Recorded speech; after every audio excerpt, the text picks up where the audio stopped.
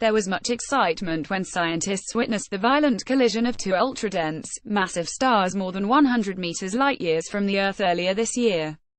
Not only did they catch the resulting gravitational waves, ripples in the fabric of space-time, they also saw a practically instantaneous flash of light. This is exciting in itself and was the first direct evidence for a merger of neutron stars. But from a cosmologist's perspective, the photo finish of the gravitational waves and the flash of light has at a stroke demolished years of research into a completely unrelated problem: why is the expansion of the universe accelerating?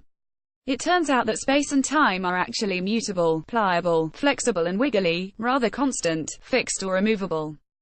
This has been known since Einstein published his theory of general relativity, which explains how gravity warps space-time. The subtle effects that this mutability causes need to be accounted for even in the GPS that makes your sat-nav and iPhone work. One prediction of Einstein's theory was that it should be possible for space-time to have waves in it, like the surface of the sea. These would be visible if one could, for example, smash together two black holes. This prediction was dramatically seen in the first detection of gravitational waves by the LIGO experiment in 2015. The discovery opened up a whole new way to probe the cosmos, and was awarded the Nobel Prize for Physics. Galaxy Cluster SDSS, what's pushing it apart at an accelerated rate? ESA, NASA, K. Sharon Tel Aviv University and EOF at Caltech. The new detection of gravitational waves from the merger of neutron stars also has profound implications for our understanding of the universe. However, for the cosmologists it was the flash of light 1.7 seconds after the gravitational waves that was the more intriguing observation. The cosmic speed camera, the 1.7-second time delay, is important because it means that the gravitational waves and the light waves had been traveling at almost exactly the same speed. In fact, these are two of the most closely matched observed speeds ever. The two only differed by 1 part in 10 meters billion. To put this into context, if the speed cameras on the road could measure speed differences this finely, you would get a ticket for going 30.0000000000001 miles per hour in a 30 miles per hour zone. Compared to the best measurements cosmologists were hoping for in the future, this is a factor of 1,000,000 billion times better. Factoring in that the electromagnetic waves may have taken a bit of time to escape from the turmoil of a neutron star collision, for all intents and purposes the speed difference is zero.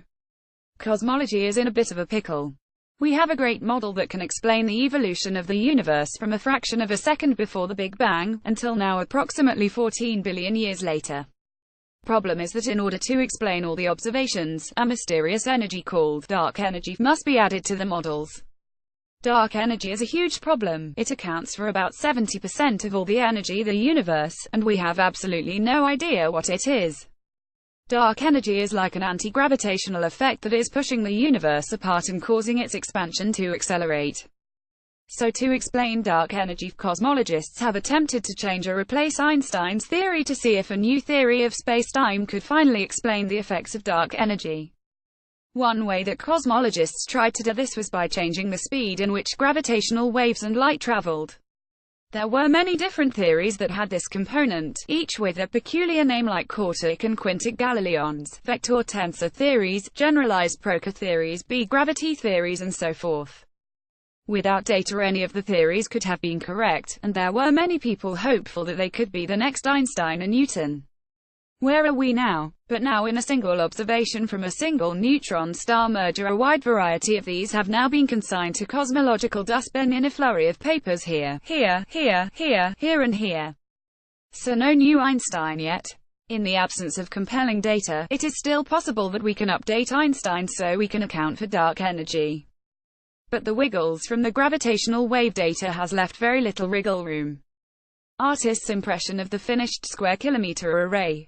Swinburne Astronomy Productions for SCAR Project Development Office, CCBYSA. All the theories that have survived the pruning are much simpler than those that were allowed before, and the simplest theory, and the frontrunner, is that dark energy is the energy of empty space, and just happens to have the value we observe. Another explanation that has survived is that it's a Higgs-like field. The now famous Higgs boson is a manifestation of a Higgs field, the first scalar field observed in nature. This is a field that has a value at every point in spacetime, but no direction. analogy would be a pressure map on a weather forecast, values everywhere but no direction. A wind map, on the other hand, isn't a scalar field as it has speed and overall direction. Apart from Higgs, all particles in nature are associated with quantum fields that aren't scalar. But like the Higgs, dark energy could be an exception, a ubiquitous scalar field pushing the universe apart in every direction. Thank you. We won't have to wait long before new telescopes will test the remaining theories and a big piece of the cosmological puzzle will be completed.